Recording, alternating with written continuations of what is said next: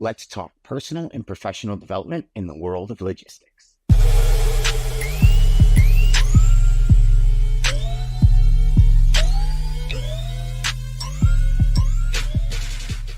Hey there, my friends. Deigan here, and welcome back to the Logistics Life. So today, being Friday, next week we're going to be kicking off another book, and I'll be releasing the title of that shortly to you. But what I wanted to talk to you about today was this idea of personal and professional development in logistics. And I guess this show can probably relate to a lot more people, not just in logistics. So I think what I'll do is I'll share with you some aspects of the logistics life that we live, where personal development for me and professional development has really come into play.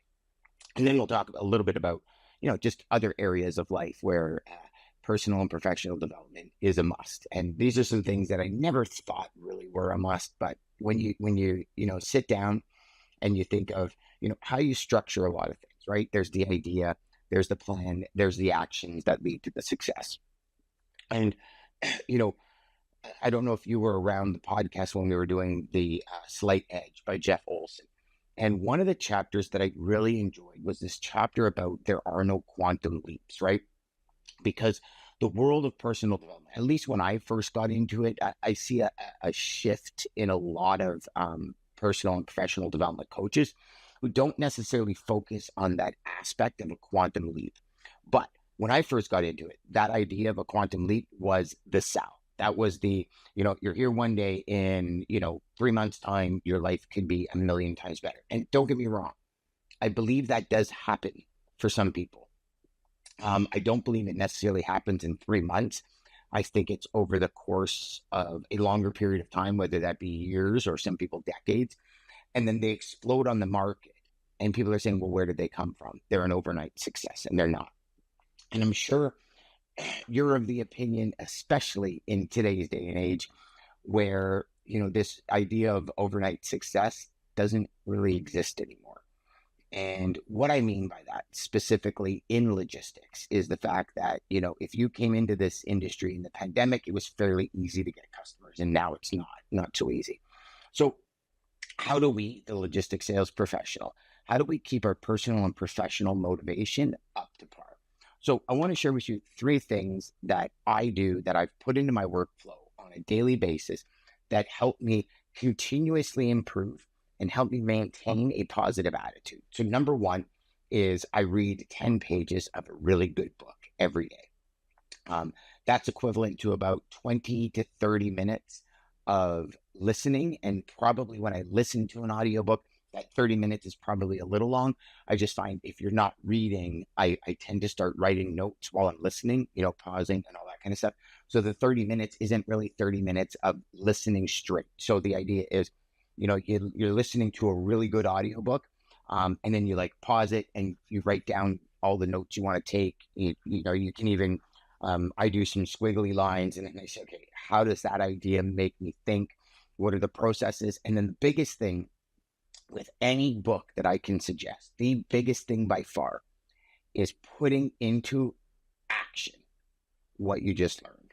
So what that means is you have a really cool strategy, you find a really cool idea, you turn that idea into an action item right away. And the reason I say this is because a lot of people read books and they're seeing really good information. And then the challenge is they hear it and they're like, yeah, that's great. And like I said in yesterday's show, pick one guru and go with them. And that for me was a wicked way to release and get rid of overwhelm, right?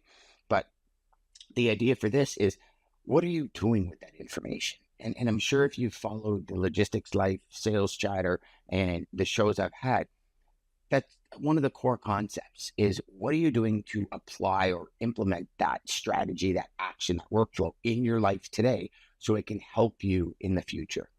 And I think that's a key piece of what we're doing and how we as a logistics sales professional really start to gain traction and gain that momentum in our business, right? The idea of reading it, saying, yeah, what a great idea, and not doing anything with it, I think is one where we really lose. And we lose out on such valuable information because when you think of books, this is sometimes people's 5 years of people's lives that they've studied and revisited and done this and done that. And then all of a sudden, it's like, yeah, I got this idea. And I write a book. And those action items in there are so crucial. So that's number one.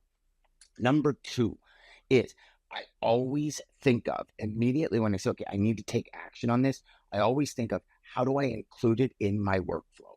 So, for example, personal and professional development. Every day, I schedule an hour and a half to educate myself.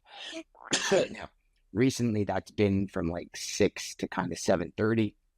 Then go for a walk with the dog, and then ready to start my day. So I always add that hour and a half in because here's the thing. This is one thing I learned from a mentor of mine, Brendan Burchard. I said, listen, when you want to increase motivation, just take the next step. And I went, wow. So how do we consistently, right? So if you take that strategy mixed with Zig Ziglar's strategy, where personal and professional development is like a shower, right? You kind of need to do it every day in order to stay clean and fresh and in the now. And that was obviously it, paraphrased, I guess, is the best word to use there.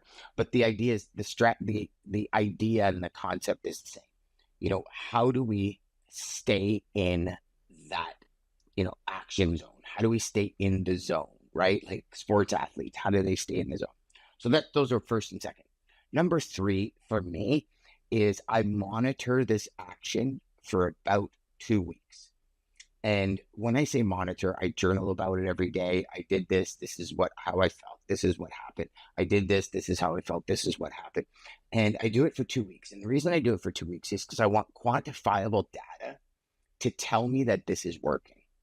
See, and there's a big difference, right? When we don't have quantifiable data, we tend to lose sight of what really works. We think it might be working, but we're not really sure. So make sure you measure what you're trying. And that's why, we go back to some of the strategies I've shared with you before, right? Don't take on too many changes at once, because when you do, you don't know really which one's working, right? So try those 3 strategies. Let me know how it goes. And I hope you have a fantastic weekend, my friends. Until next time, go out there, make every call educational, and crush your sales. We'll see you next time.